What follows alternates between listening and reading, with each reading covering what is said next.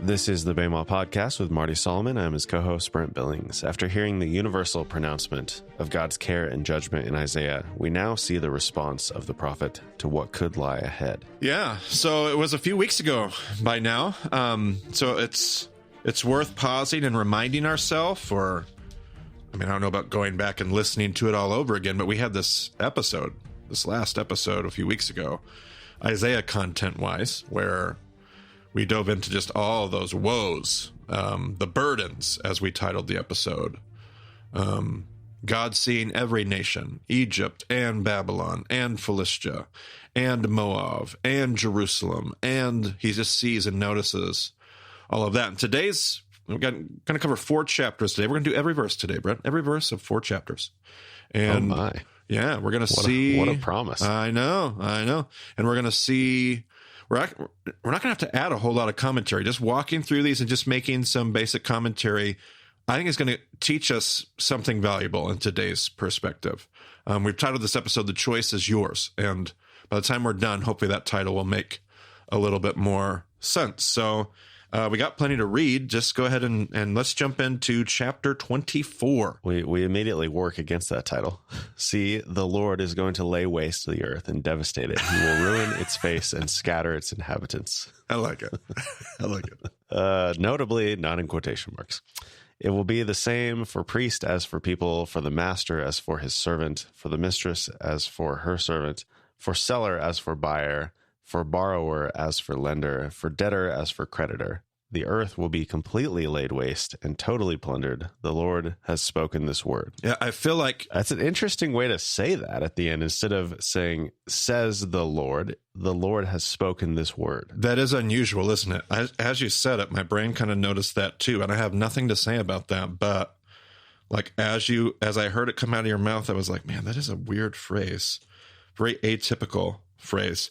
I'm sure the multi-author hypothesis people would probably jump all over that and say, see, it's evidence that there's a different writer using different kinds of phrasing and languages. Or as Boyd would say, it's that crack in the story here where we see, the true nature of God breaking through. It's not, he didn't actually say it, but it's just that's that little hint. Sure. That something else is going on. Yeah. I feel like this serves as almost a capstone to last episode's conversation. Like last episode, we looked at this nation, like a whole list, like literally a table. We had a table of all the nations that are addressed and all the different prophets. And this is kind of like this overarching capstone. The earth will be laid waste. I would assume, as I read chapter 24, I don't hear chapter 24 saying, except for Jerusalem. Jerusalem was amongst the list. Yeah, right. Yeah. So the earth is going to be laid waste. There will be no more social status order. There's no more priest and layperson. There's all these, which category all the categories are obliterated. The earth has been laid waste. That's what we just spent 10 chapters hearing. That is the reality that we see around us, perhaps as people hear these words from the prophet. Yeah, I was just thinking, like, how does this relate to the language in Genesis 9? But Genesis 9 says that never again will life be destroyed by waters of the flood. That's right. So, it's like, wait a minute. Didn't God say that he wouldn't destroy the earth? It says specifically he wouldn't destroy it by flood. So, God's in the clear. We got this. The prophets would be real big on the fine print of Genesis, I think. Yeah, right. Okay. The earth dries up and withers. The world languishes and withers. The heavens languish with the earth. The earth is defiled by its people. They have disobeyed the laws, violated the statutes, and broken the everlasting covenant. Therefore, a curse consumes the earth. Its people must bear their guilt. Therefore, earth's inhabitants are burned up, and very few are left. The new wine dries up, and the vine withers. All the merrymakers groan. The joyful timbrels are stilled. The noise of the revelers has stopped. The joyful harp is silent. No longer do they drink wine with a song. The beer is bitter to its drinkers. The ruined city lies desolate. The entrance to every house is barred. Yeah, so that feels to me I don't feel like there's too much ambiguity in that, in the prophecy we're reading so far in chapter 24 here, Brent. Seems pretty clear. Earth is devastated. Things are pretty desolate. Men are guilty. They have sinned. I don't think there's a whole lot of I'm not lacking clarity. I would phrase it that way. Right. Yeah. They have disobeyed the laws. They have broken the covenant. I mean, I don't know if that's actually I don't know how strong that language is, but they have broken the everlasting covenant. Feels like just the strongest condemnation I could think of. Yeah. It's the perfect capstone to 10 chapters worth of, and I would assume it's not even the Sinai covenant. I would assume it's the Noahic covenant. I find it really interesting that you thought of the story of Noah at this point. Because I think the everlasting covenant, what was the first everlasting covenant we heard of? But the covenant of Noah with all of creation, and that all the nations have transgressed a covenant that God made with all of creation. So clarity here, but let's go ahead and keep going. Yeah. It says that in 9:16, whenever the rainbow appears in the clouds, I will see it and remember the everlasting covenant between God and all living creatures of every kind on the earth. Yep. It's yep, that's it. I mean, yeah, I think it's so weird because I think I would have read this, on its own and just thought oh, this is, just being able to step back and see who the audience is, who is being addressed. Yeah, there's just so many assumptions that you make it's true. When you don't look at the full context of it. And and that totally is.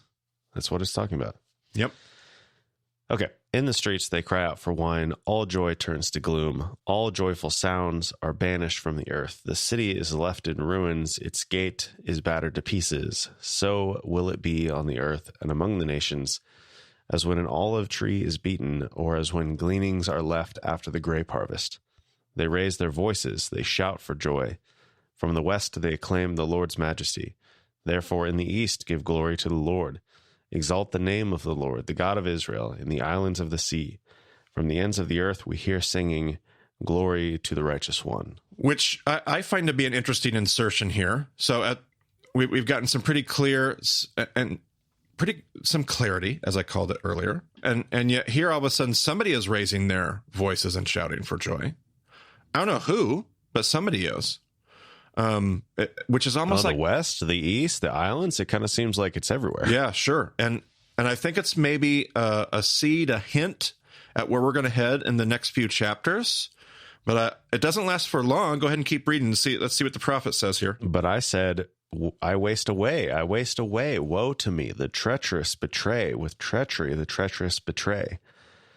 Terror and pit and snare await you, people of the earth. Whoever flees at the sound of terror will fall into a pit. Whoever climbs out of the pit will be caught in a snare. The floodgates of the heavens are opened. The foundations of the earth shake. The earth is broken up. The earth is split asunder.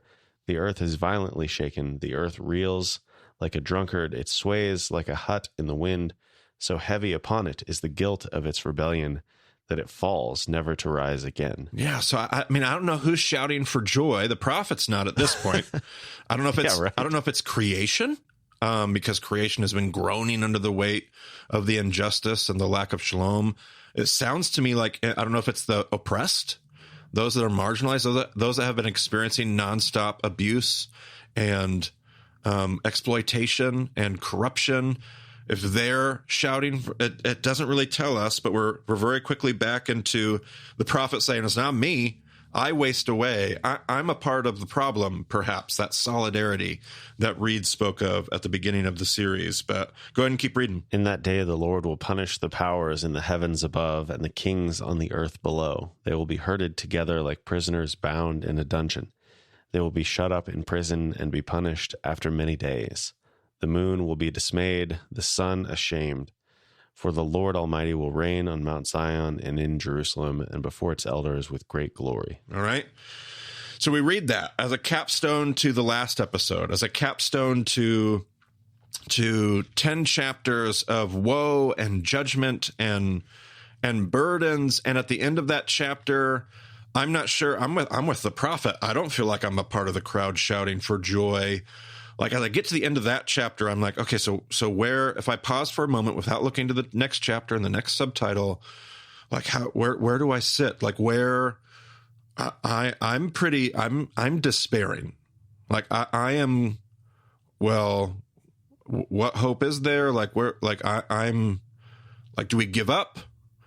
Where, and yet the next chapter, which I've always just kind of looked at and I've always just chalked it up to, well, this is just a different, I mean, this might've been 3 years later. And what's the next chapter subtitle for you, say, Brent? Chapter 25. Praise to the Lord. What? I don't know. Go ahead and give us some of that, and we'll talk about it as we go. Lord, you are my God. I will exalt you and praise your name, for in perfect faithfulness you have done wonderful things, things planned long ago. You have made the city a heap of rubble, the fortified town a ruin, the foreigner's stronghold a city no more. It will never be rebuilt. That doesn't sound so wonderful so far. No kidding. Therefore, strong peoples will honor you. Cities of ruthless nations will revere you. You have been a refuge for the poor, a refuge for the needy in their distress, a shelter from the storm and a shade from the heat. For the breath of the ruthless is like a storm driving against a wall, and like the heat of the desert. You silence the uproar of foreigners. As heat is reduced by the shadow of a cloud, so the song of the ruthless is stilled. All right, so I feel like we get some insight all of a sudden because it says it. So I used to always read this and be like, oh, this must have been something. Isaiah saw something and it made him shout out and praise like 3 years later. We're done with the old stuff. Now this is like a weird insertion of hope. I think I even said in like session 2, always a sprinkling, a little dash of hope. But this isn't like an out of nowhere dash of hope. This is Isaiah very much in the moment of what we just got done reading in chapter 24, because he talks about the ruined city. He talks about the desolation. And he says, but it's good news to the poor. It's good news to those who needed refuge. It's good news to those who are looking for respite. It's good news to those who are struggling under the boot of injustice. And so he breaks out in praise because God's judgment is what this world needs, particularly for a group of people that were just on the wrong end of the power pyramid. Boy, do they need this. This is provoking praise. Go ahead. On this mountain, the Lord Almighty will prepare a feast of rich food for all peoples, a banquet of aged wine, the best of meats and the finest of wines. On this mountain, he will destroy the shroud that enfolds all peoples, the sheet that covers all nations. He will swallow up death forever. The sovereign Lord will wipe away the tears from all faces. He will remove his people's disgrace from all the earth. The Lord has spoken. All right. And yet another phrase, by the way. Yeah. But here's, so this, all this desolation, all this judgment, all this, the word we often love to use, wrath. All this wrath is necessary, apparently, in Isaiah's perspective in this moment, in order for him to make right the earth. And this is a part of God's redemptive work in the world. There are people rejoicing because he is creating a world where there will be a rich banquet for all people to be invited. For like this thing we're going through, the utter despair and desolation and destruction is something has to die in order for something to live. Like we would talk about this in the New Testament in terms of resurrection. Like in order for there to be redemption, in order to be there to be resurrection, there has to be death in order for something to be raised to a new life. And we see that even in the pages of Isaiah. Keep going. In that day, they will say, surely in this is... In what day, Brett? In that day of redemption, I guess. Yeah, of on the heels of, as the smoke is still rising, as the, like in the smoldering rubble, in the desolation, in that day. Go ahead. In that day, they will say, surely this is our God. We trusted in him and he saved us. And did they trust? They ran away before the sword got to them. And see, this is why I think that voice isn't the people this isn't the leaders that ran away. This isn't the people of Judah. This is the people that were under the boot. Yeah. And they're rejoicing. And I think that voice is important. This is the Lord. We trusted in him. Let us rejoice and be glad in his salvation. The hand of the Lord will rest on this mountain, but Moab will be trampled in their land as straw is trampled down in the manure. They will stretch out their hands in it as swimmers stretch out their hands to swim. That's quite Quite a picture. Yeah.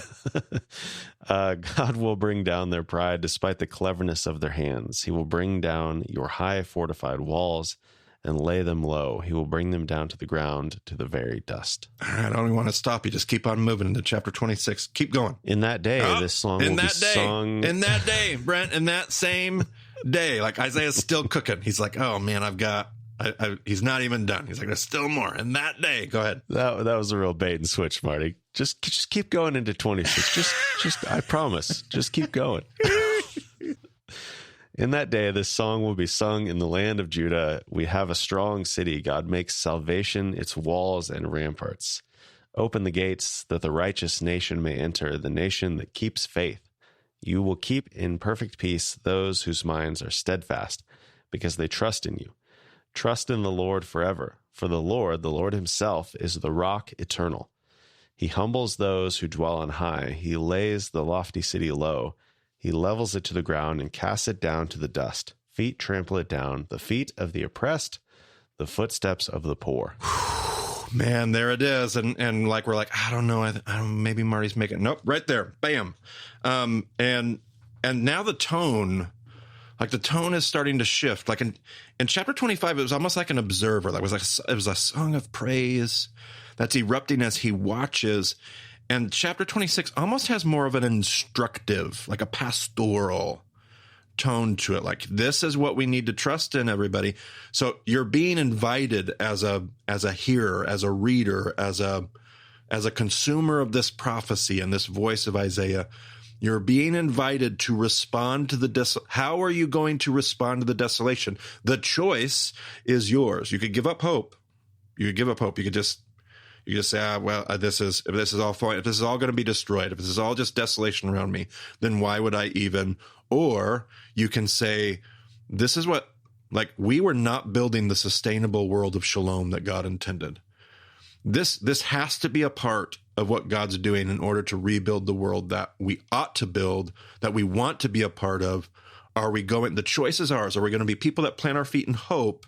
Go ahead. The path of the righteous is level. You, the upright one, make the way of the righteous smooth. Yes, Lord, walking in the way of your laws, we wait for you.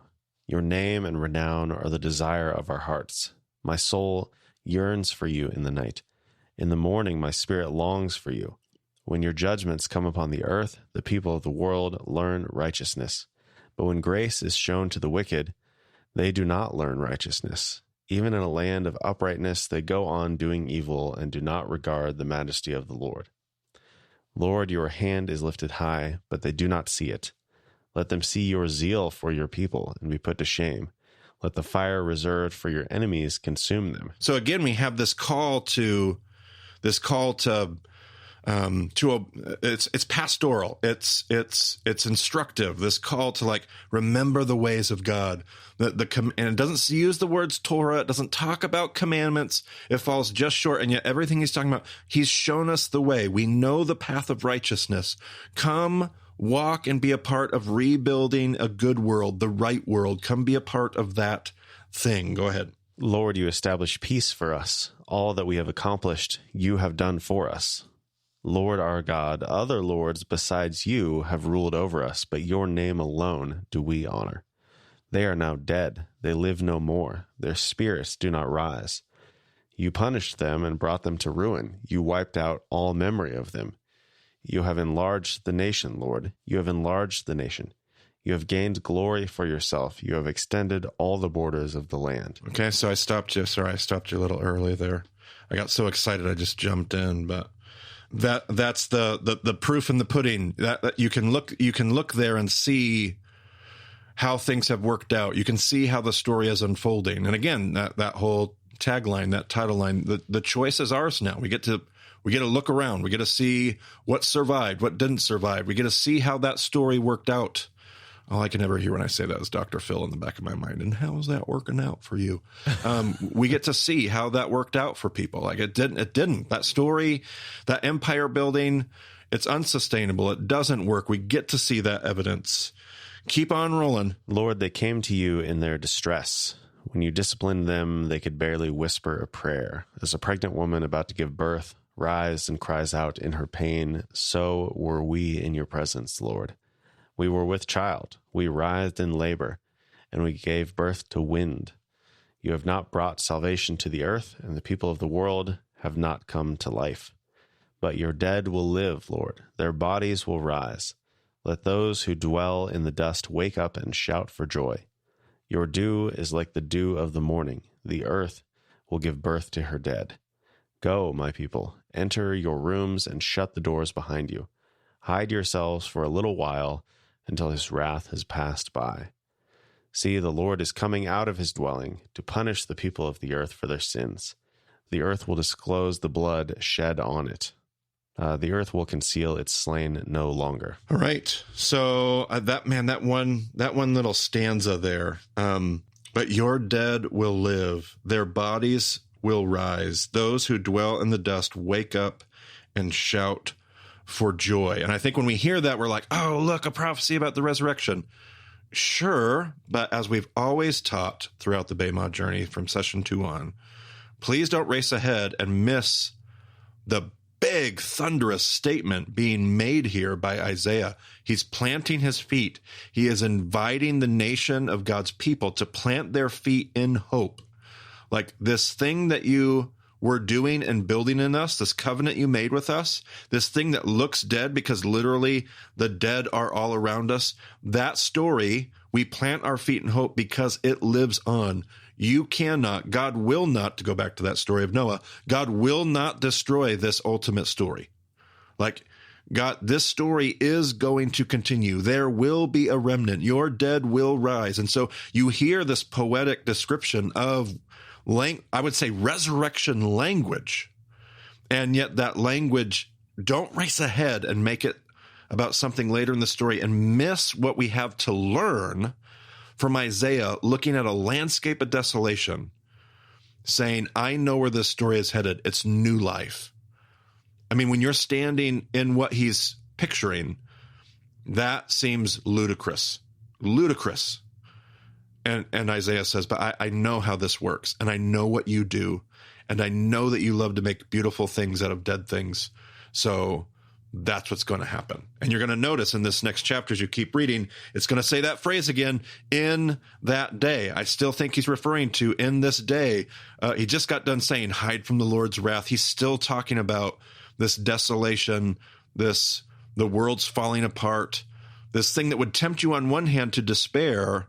And yet he's saying this is ultimately going to lead us back to the story we should have been walking in the first place. Go ahead. Before we go on, this makes me wonder if this is why we struggle to apply the Bible to our lives, because we use the vast majority of the Bible in this historical perspective where we can look back on everything that's happened and say, like, okay, well, in this moment, this was like all that stuff that came before was talking about this. And we don't ever use the Bible to apply to its current place, except in just a few little places. And we're always like, okay, so anything that we don't understand now, it must be talking about something else that we haven't seen yet. We're always looking ahead to something else, and we're never seeing it for our own like time. And that, I think maybe that's why it seems so like meaningless, because it's like, oh, God's just always setting the table for something else and never actually speaking to the current moment. I could not agree with you more. I think it's just so well said and at a great moment to say it. Yes. And I think it's easier. We would be more keen to like pick up on that fact. Like we'd be quicker on the draw if we read these things in contexts that weren't so, like if you were to read this in Ukraine right now, I think it'd be quicker to be like, oh, wait a minute. I see what's here. I see what's here. I see what the prophet is saying.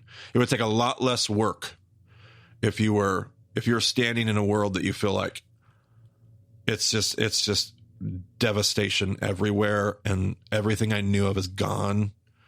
And you hear these words from the prophet and you're thinking, oh, well, that's an invitation. That's just going to land and ring totally differently. I think you couldn't be more right about that observation. Okay, so chapter 27. In that day, the Lord will punish with his sword, his fierce, great, and powerful sword, Leviathan, the gliding serpent, Leviathan, the coiling serpent. He will slay the monster of the sea. All right, so there's the monster of and again, like, if we take that super literally, it's going to be really tricky to figure out what to do with that stanza. If we see what Isaiah is saying, God is at work slaying, putting to death the things that are evil, putting to death the things that have, like, how could we ever put this to death? God does. God slays Leviathan. I keep thinking of the book of Job and so many other times but that's the image here. And it's going to be in that day again. Go ahead, Brent. In that day, sing about a fruitful vineyard. I, the Lord, watch over it. I water it continually. I guard it day and night so that no one may harm it. Hey, did we hear about a vineyard before, Brent?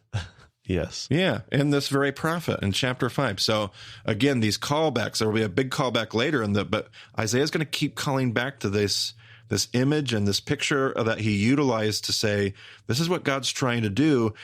God hasn't given up on that vision. It's still the thing that God's going to do. God's not forsaking his vineyard. He started all over. He plowed up the ground. But he's still doing the vineyard thing. So love it. And here's another crack, another element of God breaking through. He says, I am not angry. If only there were briars and thorns confronting me. I would march against them in battle. I would set them all on fire. Or else let them come to me for refuge. Let them make peace with me. Yes, let them make peace with me. Which is so, like, another weird, like, twist. Because it's like, aren't we talking about briars and thorns? Like, are they going to make peace with God? I don't know. This paying attention to the language is so interesting when you get into the nitty gritty. Yep. Because he just got done saying in chapter 5, I'm going to tear down the hedge and the wall, and briars and thorns will grow there. Well, that's certainly what he's just done for the last 20 chapters. Yeah. So now he's saying, well, I'm doing my vineyard thing, and I wish this were a problem, but they're not going to be a problem. Like, watch this. In days to come, Jacob will take root. Israel will bud and blossom and fill all the world with fruit. Has the Lord struck her as he struck down those who struck her? Has she been killed as those who were killed who killed her? Okay. Has the Lord struck her as he struck down those who struck her? Has she been killed as those who were killed who killed her? This seems like there's got to be a better way to say that. By warfare and exile you contend with her. With his fierce blast he drives her out, as on a day the east wind blows. By this, then, will Jacob's guilt be atoned for, and this will be the full fruit of the removal of his sin, when he makes all the altar stones to be like limestone crushed to pieces. No Asherah poles or incense altars will be left standing. The fortified city stands desolate, an abandoned settlement forsaken like the wilderness. There the calves graze, there they lie down. They strip its branches bare. When its twigs are dry, they are broken off, and women come and make fires with them. For this is a people without understanding.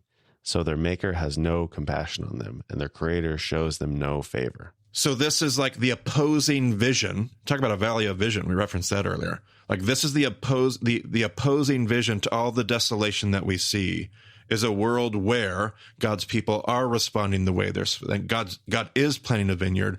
They are bearing fruit. That means there will be no Asherah poles. There's not going to be any idolatry. We're not building our own empires.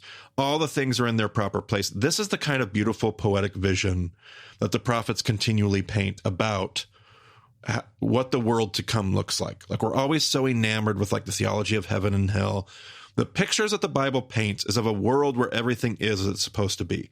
Not so much in a literal sense, like that's literally what's going to happen, this literal happening in the future. But this is the poetic, prophetic picture of what it looks like when we do the things, when we say yes to the invitation, when we plant our feet in hope. It looks like this. And these pictures are always of all the things in their proper place, people under their own vine and their own fig tree, no need for weapons of war, beating our swords into plowshares.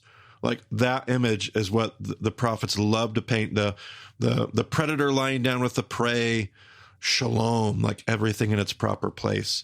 And so the prophet is trying to say, you do have a choice. Like, the choice is yours. What we do here will determine what future we're a part of.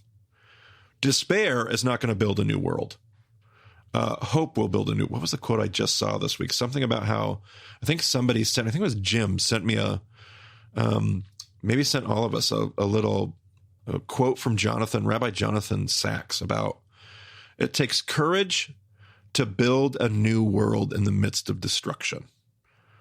Like when everything has fallen apart around you, when you don't see much hope, it takes courage. One of the most courageous things you can do is look in the face of despair and say, hand me a shovel.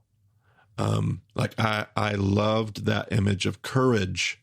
The choice is ours. The choice to say hope, the choice to say yes to hope will be a choice that will take some courage. But we got one last little bit. Brent, read us that last little bit. In that day, the Lord will thresh from the flowing Euphrates to the Wadi of Egypt, and you, Israel, will be gathered up one by one. And in that day, a great trumpet will sound. Those who were perishing in Assyria and those who were exiled in Egypt will come and worship the Lord on the holy mountain in Jerusalem. All right. So God's putting his world back together, and he uses the image of harvest, just like Jesus does in all of his parables, just like the New Testament does routinely, and the authors of the New Testament do. These images they're pulling from the prophets. Isaiah talks about an image of harvest.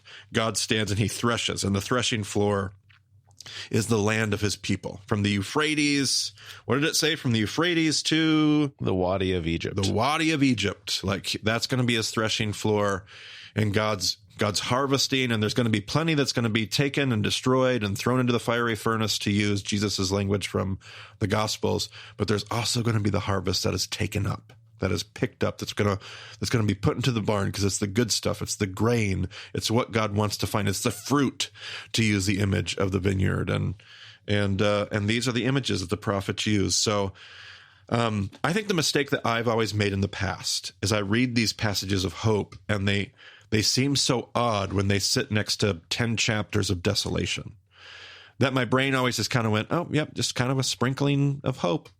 Like just somebody dropping some hope in there. Doesn't really belong, doesn't fit. And what I'm starting to realize is actually these passages of hope do fit. I mean, I think you said in that day like 7 times. Like these passages of hope are directly connected to the day of desolation, because we have to make a decision what we really believe about who God is and what God is up to in the world.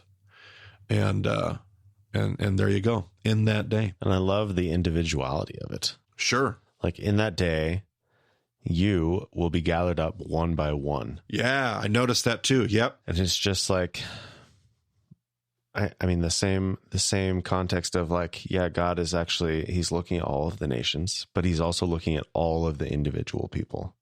Like there's nobody outside of the care of the Lord. Yep. Just great. Absolutely. All right. I think that's another good conversation today. Okay. I like where we're leaving it. It's so much more hopeful than the last. We left the last episode and then had an interview and then Thanksgiving. We've been sitting on some woe. We've been sitting with some burdens for a few weeks now, so it's good to get that off our shoulders. We're not out of the woods, but we can see a little bit of light breaking through, which is nice. So absolutely. All right, everyone can go to BayMonDeception.com to find show notes. I don't know, we didn't even have anything in the show notes for this episode, but who knows? Maybe something will come up and we'll add it there. But all of the episodes are there. All of those links are there.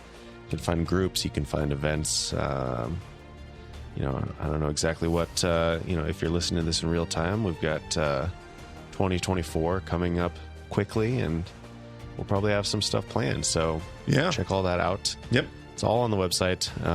The best way to get in touch with us. All of those things are there.